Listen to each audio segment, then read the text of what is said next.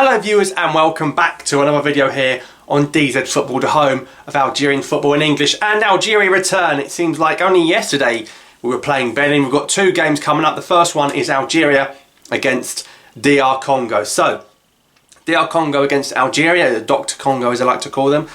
They were at AFCON 2019 as well, but they got knocked out by the mighty Madagascar on penalties. So, you'd say realistically on paper, if they're going to lose to Madagascar, they're going to lose to Algeria, but you know, football's not always won on paper. They've got some good players, the likes of Balassi and Mbakani and people like that. But let's look at Algeria first. So the game is taking place on Thursday, the 10th of October, with kickoff at 8:45, and we're playing in Blida. We played in 5 July last time. For some reason, we don't play that great football at 5 July. We always seem to play better in Blida, and we've never actually lost a game in Blida in over 30 matches, which is an insane record no matter what standard of football. So Algeria, DR Congo, 8:45. In the dark. Why are we always kicking off so late? I don't understand why these late kickoffs happening. I don't know if it's because of the 8 o'clock news. But anyway, DR Congo against Algeria, Thursday the 10th of October, 8:45 kickoff in Blida. And I'm expecting Algeria to continue their run of, 14 games unbeaten since they lost to Benin in AFCON qualifying. And to be unbeaten once again. And I think we're going to beat DR Congo by 2-1. So let's look at the Algeria squad that Jamel Belmadi has picked. Now there are two clear omissions for me. Fawzi Ghulam and Andy Delors. Now I understand that I think Andy Delors actually scored against Slimani's Monaco just before the squad was announced, but apparently Delors has got a minor injury problem. So no Andy Delors. The only two strikers in the squad are Baghdad Bounedjah and Islam Slimani. And I think Slimani should actually start over Bounedjah. Bounedjah has not been scoring crazy goals in Qatar. Remember, he is in Qatar, and if he's not scoring 4 goals a game, it becomes him being a striker in Qatar. Slimani, nominated for League Player of the Month, 4 goals, 6 assists, something crazy like that. This guy is one of the most informed strikers in European football at the moment. So he's surely got to start with Mahrez and Belali either side of him or whatever, because Belmadi said he really wants to stick to the AFCON winning lineup. Now, of course, Slimani did actually score the winner in the last game against Benin from the penalty spot, when it was missed and then retaken, and Belmadi did say Slimani is chasing down the record for Algeria's all-time goal scorer, so that might be another factor into play. And I think Slimani could play against Congo with Bounedjah playing against Colombia, so that's another reason why I think Islam Slimani is going to play. But we might see 1 or 2 players also tried out. Now, I mentioned Ghulam.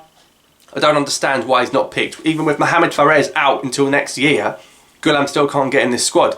We've got, you know, a left-back position which is ready for Ghulam to come in, even as backup to Ben Sebaini, and we're picking Abdellaoui. And with all due respect, Abdellaoui is not anywhere near the level of Fawzi Ghulam.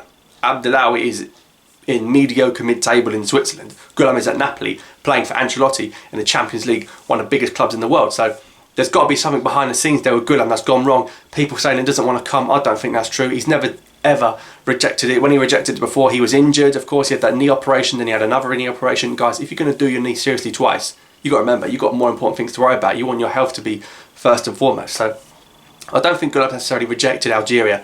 Another name, obviously, we talk about all the time is Houssam Aouar, still eligible for Algeria, and Belmadi did touch on this. Aouar is with the France under-21s. I'm telling you now, if he wanted to play for France, he would have done it by now. 2015, 2016, 2017, 2018, 2019, we're nearly in 2020, and Aouar has still not kicked a ball for France. Guendouzi and Zonzi, Sissoko have all played centre mid for France before Aouar. So you're telling me something's not right there, and I think Aouar just simply hasn't made up his mind. I don't think he's truly decided. I think he's really torn, and I think his club career could really depend on what country he plays for as well. So there's some big decisions there. We don't want another Fekir situation, but I think Aouar hasn't decided yet, and that makes sense why he's still playing for France under 21s. He wants to keep fit during the international break. The Algeria youth teams, we barely have anyone from Europe, so you can understand why we're not having Aouar in our Algeria youth teams. But stay confident about Aouar, guys. I think he would have played for France by now if that's what he wanted. Remember, Pogba pulled out of injury not long ago, and they called Guendouzi over Aouar. Aouar is 10 times the player Guendouzi, so I don't want to hear it.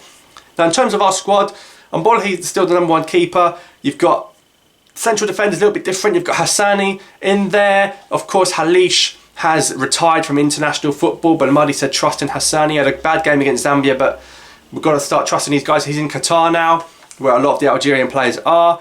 In midfield, we've got Badawi back involved. We've got no Adam Nurse, who's currently got an injury. So we've got the likes of Said Benrahma joining up again. We've got Zinedine Farhat, who's gone a little bit quiet in the past few weeks. He had a good start, but he's dropped off a little bit. So I don't think we're going to see too much of Farhat. And obviously only Bounedjah and Slimani up front now in terms of beating Congo. Congo have got a lot of tricky, pacey players. The likes of Yannick Bolasie, he used to play for Everton, very good player. Had very good days in the Premier League when he was with Crystal Palace. So they have got some dangerous players. They've got Arthur Masuaku from West Ham. They've got Mbula, who used to play in the Premier League as well. So they've got some decent lads. So we can't stroll around against Benin and mess about and hope we get a penalty. This is a serious opposition and a side that nearly went to the World Cup last year that narrowly lost to Tunisia in qualifying. So DR Congo are going to be a good test for us. You know, they're better than Benin, they're better than Kenya, they're better than Tanzania, they're better than Guinea.